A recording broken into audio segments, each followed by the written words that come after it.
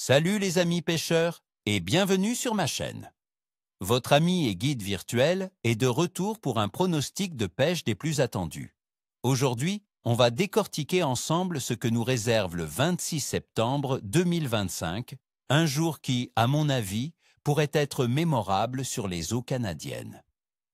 Préparez-vous à des révélations surprenantes, car la fin de septembre, c'est une période de transition où la nature nous offre souvent ses plus beaux cadeaux sous l'eau.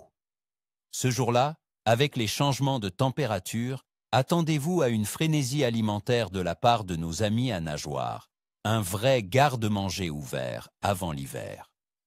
Commençons par ce qui nous intéresse tous, la météo. Pour ce 26 septembre, au Canada, on s'attend à des températures qui vont du frais au modéré. Les minimales devraient osciller entre 3 et 8 degrés Celsius, tandis que les maximales pourraient atteindre les 9 à 18 degrés Celsius, selon les régions. C'est un temps plus frais que la moyenne historique pour septembre, ce qui est une excellente nouvelle pour certaines espèces. Le vent soufflera modérément, autour de 25 km par heure, ce qui pourrait créer de belles dérives. Quant aux précipitations, septembre est un mois où la pluie est possible, mais nous n'avons pas de prévision spécifique pour des averses importantes ce jour-là, plutôt un ciel partiellement nuageux, voire quelques averses légères. Ces conditions de fraîcheur, avec des variations de pression atmosphérique que nous ressentons, sont cruciales. Une baisse progressive de la température de l'air stimule l'activité du poisson, le poussant à se nourrir activement. Parlons maintenant de la température de l'eau. Avec l'arrivée de l'automne, l'eau dans nos lacs et rivières canadiennes est en train de se refroidir significativement. En Gaspésie, par exemple, on peut s'attendre à une moyenne d'environ 12 degrés Celsius dans le Golfe, mais dans les lacs intérieurs, les températures sont en baisse et se rapprochent des 10 degrés Celsius, voire moins pour les couches profondes. C'est cette eau plus fraîche qui déclenche des comportements de chasse intenses chez beaucoup de poissons, qui font leurs réserves avant l'hiver. Et la Lune, me direz-vous? Pour le 26 septembre 2025, nous serons en phase de premier croissant. L'illumination sera d'environ 15 à 20%. Selon les croyances populaires, cette phase est souvent associée à une activité de pêche moyenne. Cependant, mon expérience me dit que les conditions de température de l'eau et la frénésie alimentaire de l'automne peuvent largement compenser l'influence lunaire. La Lune est croissante, ce qui est généralement un bon signe, indiquant que la lumière augmente, et souvent, avec elle, l'activité des poissons nocturnes et crépusculaires. En ce qui concerne l'activité générale du poisson, la fin septembre est une période charnière. De nombreuses espèces sont en mode provision, se préparant à l'hiver, ce qui signifie qu'elles sont très agressives et cherchent activement à manger. C'est le moment idéal pour cibler les spécimens trophées, même si certaines restrictions peuvent s'appliquer pour les poissons reproducteurs. Le touladi, le grand brochet, le doré et l'achigan à petite bouche sont particulièrement actifs.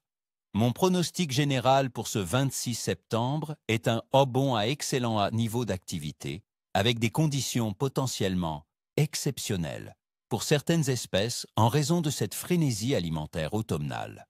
La baisse des températures de l'air et de l'eau pousse les poissons vers des zones spécifiques et les rend voraces. Le grand brochet, Northern Pike. Où chercher? Les brochets seront dans les herbiers encore verts, près des structures submergées comme les arbres coulés et les roches, ainsi que le long des cassures abruptes menant aux fosses profondes. La fraîcheur de l'eau les rend moins paresseux et plus enclins à chasser en pleine journée. Sur quoi pêcher? Un bon gros spinnerbait, des cuillères ondulantes avec des couleurs vives ou des motifs de poissons appâts, ou même un gros jerkbait suspendu peuvent faire des merveilles. N'hésitez pas à les récupérer de manière agressive pour provoquer des attaques réactives. Pensez aussi aux gigs montés avec de gros shad. Le doré jaune, walleye. Où chercher? Les dorés seront plus actifs le long des structures rocheuses, des pointes et des hauts fonds submersibles, où ils chassent les bancs de poissons-fourrage. Ils descendront plus profondément en milieu de journée, mais remonteront aux aurores et au crépuscule. Sur quoi pêcher? Des gigues avec des têtes de plomb de couleur vive, montées avec des sangsues ou des vers de terre, ou des leurres plongeants de type crankbait pour prospecter les profondeurs. La pêche à la traîne avec des petits poissons nageurs sera aussi très efficace le long des cassures. Le touladi, lake trout. Où chercher?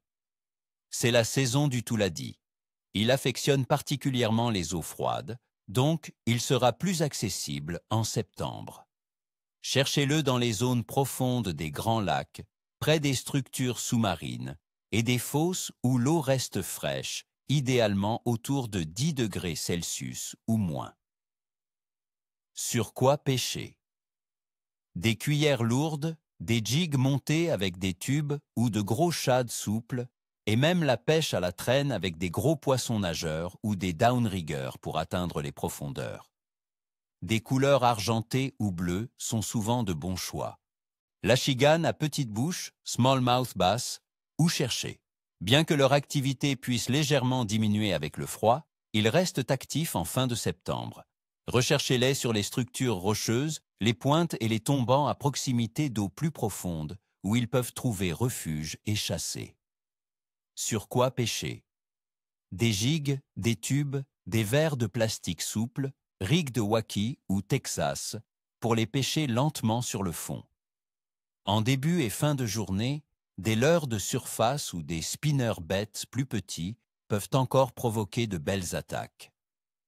Alors, mes amis, vous l'avez compris, le 26 septembre 2025 s'annonce comme une journée prometteuse pour la pêche au Canada. La nature se prépare à l'hiver et nos poissons font de même, ce qui nous offre une opportunité en or de faire de belles prises. Je vous souhaite à toutes et à tous une magnifique journée de pêche, ni queue ni cheveux. N'oubliez pas de vérifier les règlements de pêche locaux avant de partir. Et surtout, partagez vos aventures avec nous en commentaire. Dites-moi, sur quoi comptez-vous pêcher ce jour-là? Quelles sont vos astuces pour la pêche d'automne? Et n'oubliez pas, un petit pouce bleu, ça fait toujours plaisir. Et abonnez-vous pour ne manquer aucun de mes pronostics et conseils. À la prochaine.